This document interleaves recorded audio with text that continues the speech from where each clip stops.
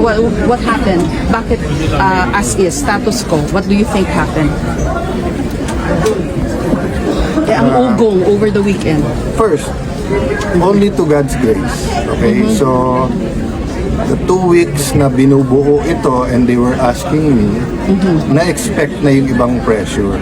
Okay. Pero I have to admit, grabe yung pressure. And to all of you, lalo sa mga mahal namin sa media, read between the lines. Read between the lines. Any pressure, negative or positive, please read between the lines. What pressure? Pressure na kumalas. Who called? Who, Alam naman who ng lahat. lobbied? Alam naman ng lahat. So, ang aking inuulit na message, we're here to collaborate. So, interdependence with the judiciary and the executive. Wala namang problema sa judiciary, but with the executive, we want to collaborate. Ano yung, especially because of the crisis, gugutom na talaga mga tao eh. Talagang nawawalan na ng trabaho. I don't blame them for trying, but mas marami nasasaktan habang tinatry. Tapos yun nga, katulad ng NBI, kagabi lumabas, may ano talaga, gunpowder. So nagsisinungaling talaga sa presidente. So there's a lot of lies, deception, miscommunication ongoing. Okay. But yung members namin, we say we'll hold together. Manipis talaga, kaya grabe yung pang-intriga, grabe yung pakiusapan.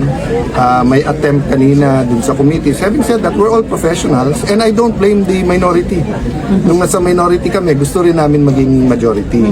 Diba? So ang tinutulay ko is that basta dun lang tayo sa tama pare-pareho, we're willing to work with you. Pero yung hahawakan nyo kami sa liig or magdidikta, especially kung papunta tayo sa changing the constitution, medyo malabo kami sumama.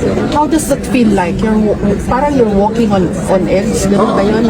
Very thin line, it's what, 13, 11, pero and alam then mo, yung dalawang the last time I felt like this was during the time ng Hello Garci. Kasi it's just so pure eh.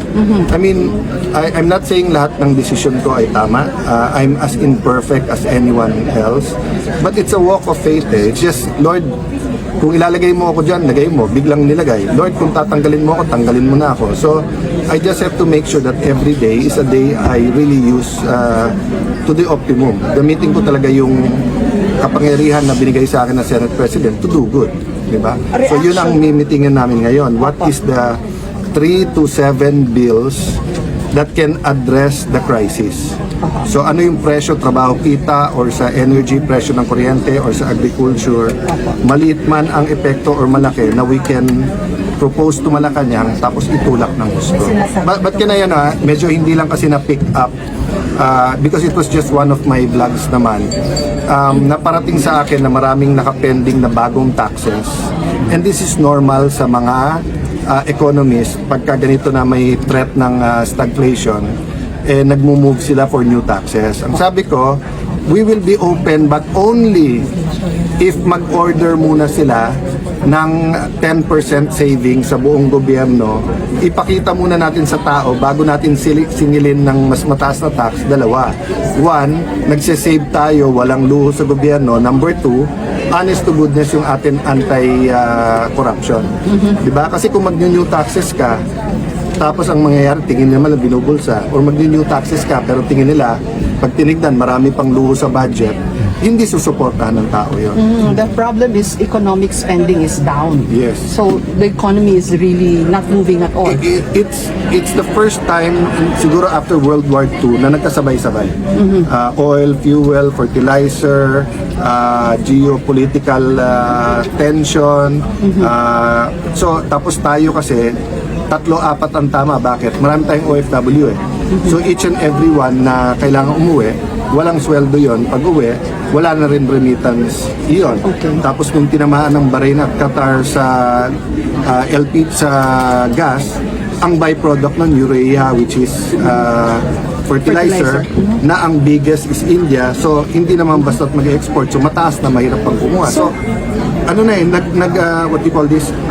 nanganganak at damay-damay. Viral na rin yung crisis eh. Opo. So ito pong nangyari today, is this how the Senate will conduct itself? Na una, you were a Senate session, Yeah. regular session, and then you convened the impeachment court, and then biglang naalis na naman yung mga I'll vote answer nyo. that directly, Yeah. then I just wanna thank the minority then. One, so mangyayari nito, medyo ilang linggo pa bago mangyari yan yung naka-rope na araw-araw na. Bakit?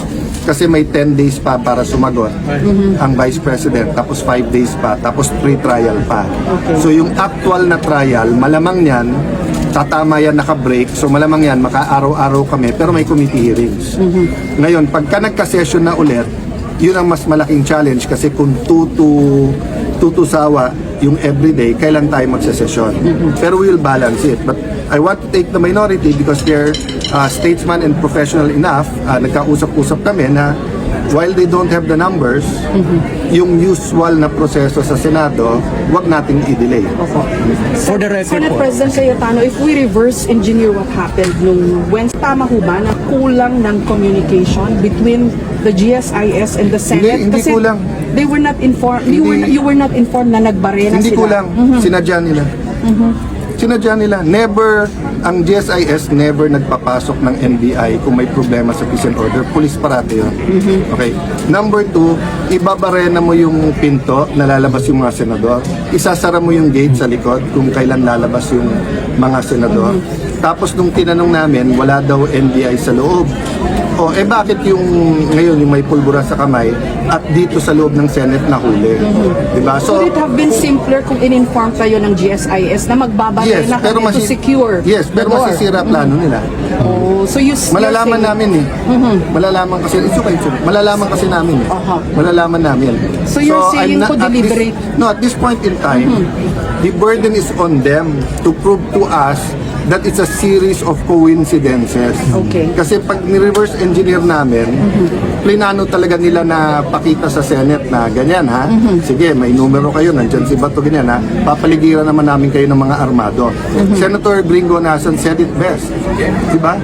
If you are where you're not supposed to be at armado ka, what do you expect will happen? SP Diba? Sami po ng DOJ, sabi ni Justice Secretary Vida, coordinated daw yung move ng NBI, yung mga armed. Inamin niya na coordinated sa kanya. Anong and reaction then he niya? wants to investigate.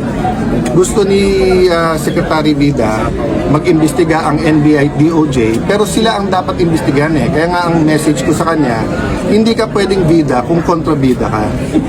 Okay? So kung gusto mo mag-imbestiga, kailangan neutral ka. Si Secretary John Vic, hindi ko kasama sa politika. Si Secretary John Vic, maraming policies namin, hindi niya gusto ka. Pero nung pumunta siya dito, malinaw. Impartial, sabay tayo, ano kailangan mo sir? Kailangan ko CCTV, sinabit namin. So basta't patas, payag kami. Pero wag naman yung gagawa ng storya tapos kami pa ang kontrabida sa huli. Isa na lang po, SP, yung inaabangan ng iba yung chairmanship ng Blue Ribbon Committee, bakit wala pa? Because nga, we wanted a bigger majority and we want to move forward na hindi confrontational pero lumabas lahat ng totoo. So we're considering everyone. We're considering Senator Marcoleta but we're also considering someone else. O sabihin ko na, we're considering Senator Pia. Diba? And then, dati, flood control lang. Now we have to investigate yung ginawa ng NBI. So sa rules pa namin bibigay yan sa Blue Ribbon, di ba? So it's getting more complicated because nga of the events last week. Having said that, kung panay ganyan yung issues, kawawa ekonomiya natin, kawawa si Juan de la Cruz. So, Sir, bakit po SP hindi si Senator Marcoleta sa because all of us agree na sabay-sabay ang problema sa bansa. So, unahin ko muna. pwedeng device because No. it could be Yung sinabi mong bakit hindi siya, we haven't decided na hindi siya. Kung ang tanong, why are we considering others? Because from the start, nung nilagay nila ako, sinabi nilang lahat, walang magdidemand ng kahit anong committee, mag-usap-usap tayo. So, meron din mga nagsasuggest na we will prioritize the flood control together with other economic and other issues. For example, yung agriculture, yung mga smuggling, etc. na nakakabaksak sa atin. So I haven't talked to them, but all of them, Senator Pia, Senator Marcoleta, all of them said, SP, discuss lang, but we're all open. So that's why we're going to go on caucus ngayon. So it may be, it may not be. So we haven't decided the wag to o siya ilagay. So karamihan ng binasa natin today ay yung mga dati na, except for a few. So, okay, last question. Ba yung yung suspension order ng ombudsman? We're going to discuss it. Kasi pupunta, after the senators, inimit ko yung bagong SecGen tapos yung legal. Okay, thank you. Thank you. Hindi ba siya nakikita sa inyo na mag-warning? Wala susunod tayo. Paano? Pag sinusugod ka na, hindi ka na makakapaalam. So, sa niyang decision. Thank you. Sunod po. Sorry, ma'am. May tatanong lang. One point lang ha. Ibabalik ko lang sa inyo sa sa warning shot, okay? Kung sinabi ng Malacanang, bawal ang armado sa nakapaligid sa Malacanang, pumunta ka doon na naka-armado ka, hindi ka ba magwa-warning shot? Okay. Pag sinabi sa Supreme Court, pag pumunta kayo dito armado, mag-coordinate muna kayo. Pumunta kayo, hindi kayo nag-coordinate, hindi ba magwa-warning shot? The circumstance is very important. We were on red alert, if I can call it that way, because nung nangyari nung Monday, at buong araw may mga report ng mga armado and deny yung NBI. Okay? So the investigation is ongoing. Pero yung maglabas na ng mga talking heads, yung mga nagsasalita na hindi dapat ng warning shot, napakadelikado. Pati ang PNP ha, yung general na yon, napakadelikado nung sinasabi niya. Para niyang tinatanggalan ng depensa ang Malacanang at saka ang Supreme Court sa pinagsasabi niya. So ang pakiusap ko, we're being deliberate, we're being prudent. Ingat kayo mga law enforcers kasi yung sinabi nyo, babalik din sa inyo. Yung time na kailangan nyo ng suporta dahil dinidepensa nyo yung bansa, binigay namin.